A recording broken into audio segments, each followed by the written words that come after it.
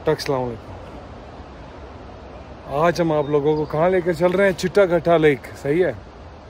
तो चिट्टा घट्टा लेक जाने के लिए हम वहाँ पर खड़े हैं इस टाइम। पीछे ये हमारा बेस कैंप है। इस्लामाबाद से आपने निकलना है, 7 घंटे का सफ़र है। आप 7 घंटे बाद पहुँचोगे नीलम। एक रात आपने नीलम में गुजारनी है, दूसरी रात आपने गुजारनी है नीलम से निकलकर बेस कैंप पे पहुंचना है। ठीक है, बेस कैंप पे आपने दूसरी रात गुजारनी है। अड़ंगकेल पहुंचोगे, अड़ंगकेल से आप होटल लोगे, अड़ंगकेल से आप होटल लोगे, गाड़ी लोगे, सॉरी, अड़ंगकेल से आप गाड़ी लोगे तकरीबन 15,000 रुपये से 20,000 रुपये के बीच में। वो गाड़ी लेकर आएगी आपको बेस कैंप के ऊपर। सही है। बेस कैंप से आपने एक रात और गुजारनी है, दूसरी रात बेस कैंप पे। वहाँ से आप सुबह शुरू करते हैं 5 बजे। अभी इस टाइम 6 बज रहे हैं, हम 1 घंटा पहले शुरू कर चुके हैं। आप यहाँ पहुँचते हो, फिर यहाँ से जाते हो चिट्टा घट्टा लेक की तरफ। तकरीबन आम बंदे के लिए, लोकल बंदे के लिए 4 घंटे, नॉर्मल लोगों के लिए तकरीबन 8 से 10 घंटे लग जाएंगे। लेकिन ऊपर आपको एक रात गुजारनी है, ऊपर कैंप है, सब कुछ है, कोई टेंशन नहीं है। बेस कैंप के अंदर आपने एक रात गुजारनी है, 2,000 रुपये का आपको कैंप मिल जाता है। और खाना वगैरह वहीं पे आपको देसी वो भी मिलेगा, मुर्गी भी मिलेगी वहाँ खाने के लिए, तो वहाँ रह जाओ। फिर ऊपर जाओ। अभी हम आपको ऊपर का जर्नी दिखाते हैं सारी। ऊपर जाकर फिर हमने वापस नीचे आना है। एक रात हमने ऊपर गुजारनी है, फिर नीचे आना है। फिर यहाँ से आगे आप जा सकते हो, स्पून लेक भी देख सकते हो।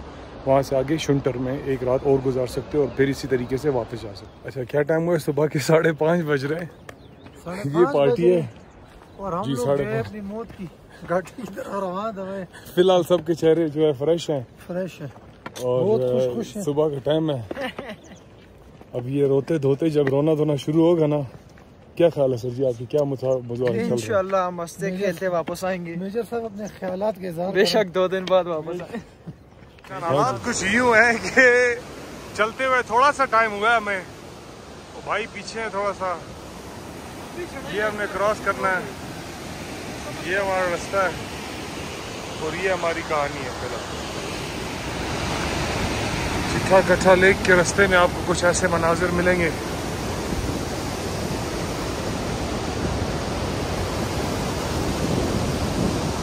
वाइकी का जो पहला सफ़र है वो आपने इस आबशार के बिल्कुल साथ साथ चलते रहना है तकरीबन 4 घंटे, और वो वहाँ पहुँचना है हमने,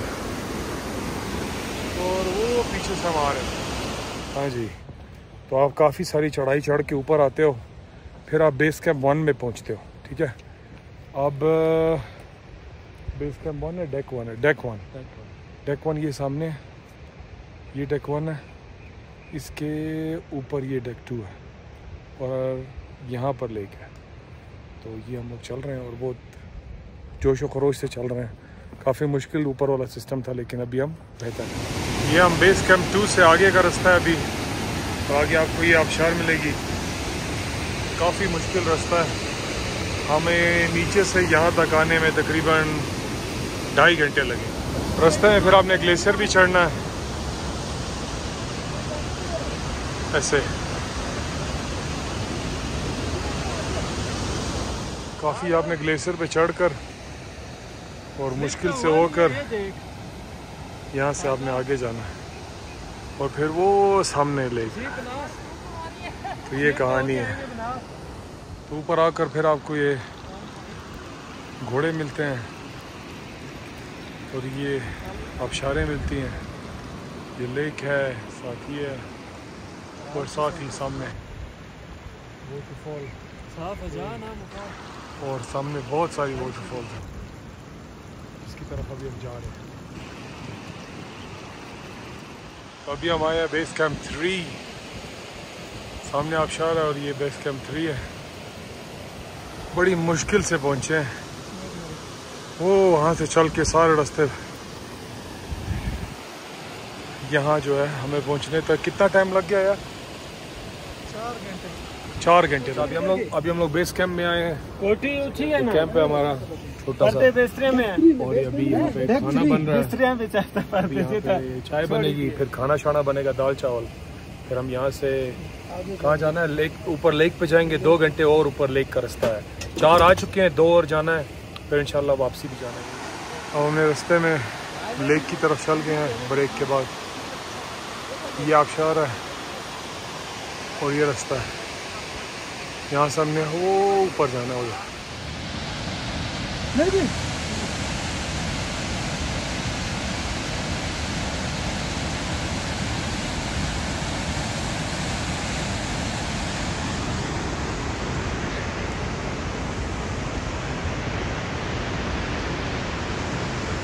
मसला ऐसे है कि हमारे तसरात कुछ ख़राब ही लग रहे हैं। हाँ जी,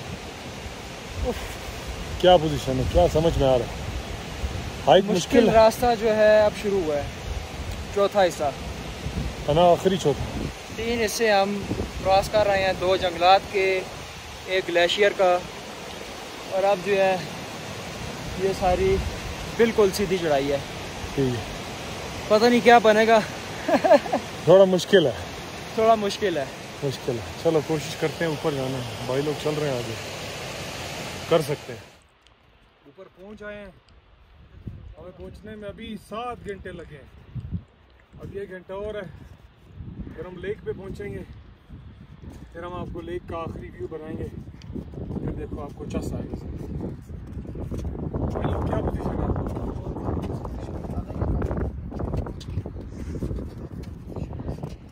भाइयों और उनकी बहनों, हम पहुंच आए हैं। तो ये है चिट्ठा कट्ठा लेक। चिट्ठा मतलब सफ़ेद चिट्टा, और कट्ठा मतलब एक जगह पे जमा हुआ हुआ, तो इसीलिए इसको कहते हैं चिट्टा कट्ठा लेक। 8 घंटे ख़तरनाक, बहुत मुश्किल हाइक करके हम इधर पहुंचे हैं, और आपको ये व्यू मिलता है यहाँ पे सामने आपके। तो क्या यहाँ आना चाहिए, क्या ये नहीं आना चाहिए, क्या ये आने के काबिल जगह है नहीं है, ये डिसाइड आप लोग ख़ुद करोगे। मेरा काम है आपको बताना कि यहाँ हम आ गए। ये एक छोटी सी वाटरफॉल गुजर रही है, और बहुत सारी वाटरफॉल्स रास्ते में मिली हैं। अब हम यहाँ कुछ वक्त गुजारेंगे, कुछ लेटेंगे, यहाँ पे थोड़ा रेस्ट करेंगे, कुछ खाए पिएंगे, फिर इंशाल्लाह शाम के लिए हम लोगों ने 8 बजे वापसी पहुँचना है। तो हमें यहाँ पहुँचने के लिए भी, वापस पहुँचने के लिए भी टाइम लगेगा 5 घंटे। तो ये एक और ग्लेशियर, और ग्लेशियर यहाँ पर भी है, बहुत सारे ग्लेशियर हैं। तो ये कहानी है, और ये थी चिट्टा कट्ठा लेक। जी भाईजान, सबके लिए अपडेट भाई ने देनी है कि हम इस टाइम खड़े हुए हैं, कहाँ पहुँचे? चिट्टा कट्ठा लेक। इसको चिट्टा कट्ठा लेक क्यों बोलते हैं? बताओ भाई, ये भाई बताएगा अभी थोड़ी देर में। चिट्टा इसलिए कि ये ऊपर सारी सफ़ेदी है, चिट्टा। कट्ठा मतलब ये एक जगह पे इकट्ठी हुई है। आपको अभी चिट्ठी लेक भी दिखाते हैं। और यहाँ पहुँचने के लिए हमने कितनी मेहनत की है भाईजान? 9 घंटे हम पैदल चल के यहाँ पहुँचे, पहाड़ों के बीच में, बड़ी मुश्किल से हाइक करके पहुँचे हैं। तो आप नीमको खा रहे हैं हम।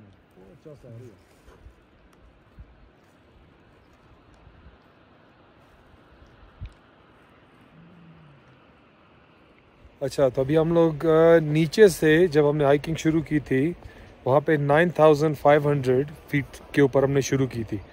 अब हम जब ऊपर पहुँचे हैं तो 13,500 फीट हम आए हैं, जो कि 4100 मीटर की बुलंदी पर है।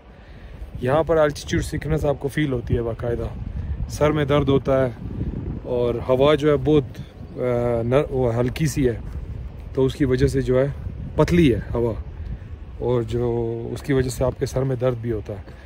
तो आते हुए आपने क्या लेकर आना है साथ? कैल्सी उठानी है, पैनाडोल एक्स्ट्रा उठानी है, जिसके बीच में वो डली हो, कैफीन ज़रूरी है। हाँ। चाय कॉफ़ी ज़रूरी है, और रास्ते में कहीं पे रुकना नहीं है बिल्कुल भी।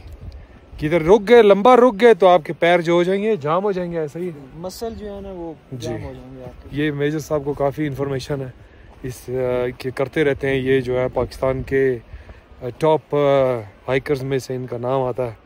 और ये जो कौन सा जो बंदा मरा है, उसका क्या नाम था? सरफराज भाई, सतपारा भाई जो मरे हैं, उनके बहुत रिश्तेदार हैं, उनके मिलने जुलने वाले हैं। तो भाई हमें लेकर आए हैं ऊपर तक, इनकी वजह से हम आ गए, वरना हमारा आना बहुत मुश्किल। और अगर वापसी जाते हुए अगर आप नहीं उतर सके, तो एक नया आइडिया भी है, भाई ने दरियाफ्त किया।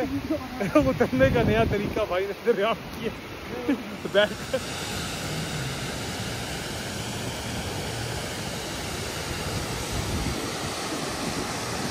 अच्छा सही। ये है आबशार नंबर 1, फिर ये आ गई आबशार नंबर 2, ये आ गई आबशार नंबर 3, ये आ गई 4, ये आ गई 5, ये आ गई 6, सामने आ गया नंगा पर्वत, ये आ गया हंजला साहब, ये आ गया बेस कैंप, और ये आ गया हम, और ये हमारी पार्टी हो रही है।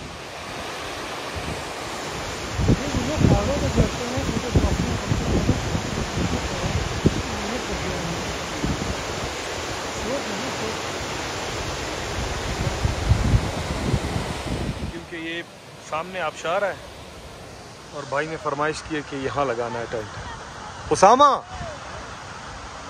यहाँ क्यों लाए हो टेंट, ये क्यों लगा रहे हो, समझाओ ज़रा। अच्छा व्यू की फरमाइश है, सही है ठीक। नीचे से भाइयों ने टेंट खुलवाया है, ऊपर लेकर आए ताकि हम ये इसको एंजॉय कर सकें। अब शौकीन लोग, शौकीनों की क्या बात है भाई। और अगर तो आप यहाँ आए हो और आप चट्टा कट्टा लेक तक गए हो तो आप ये आबशारों से गुजरोगे। आबशारों से गुजरते हुए हमने यहाँ पर अपनी मर्ज़ी का टेंट लगवाया है इनसे। इनके टेंट यहाँ होते हैं नीचे, हम वहाँ से ऊपर लेकर आए हैं और हमने अपनी मर्ज़ी से यहाँ पे लगवाया। तो ये हमने अपने शौक़ से लगवाया और हम यहाँ पे रात गुजारेंगे। और ये टेंट जब आपका खुलेगा सामने से तो आपको ये व्यू दिखेगा। बहुत खूबसूरत जगह है।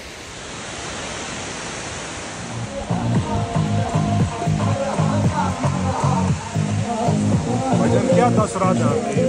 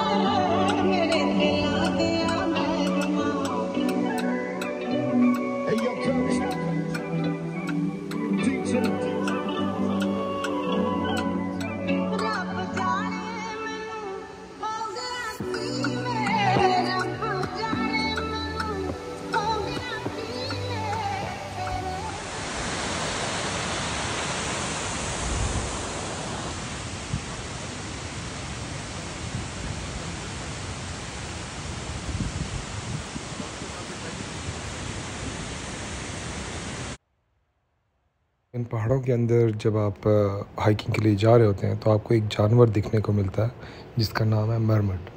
ये सामने आपको दिख रहा होगा, ब्राउन कलर का इसकी लंबी सी टेल होती है और इसको कहते हैं मरमट। काफ़ी तेज़ होता है और काफ़ी मुश्किल से दिखता है, तो हम कामयाब हुए इसकी एक वीडियो बनाने में। तो ये काफ़ी रेयर सा एनिमल है और काफ़ी मुश्किल से दिखता है। इसकी एक आवाज़ होती है, जैसे ही कोई बंदा आता है ये सारे जाकर अंदर अपने अपने गारों में छुप जाते हैं। इनकी गारें आपको रास्ते में देखने को ज़रूर मिलेंगी। लिया है कि आपने यहाँ से ऊपर जाना है तो नीचे उतरने का तरीका भी देख लीजिएगा।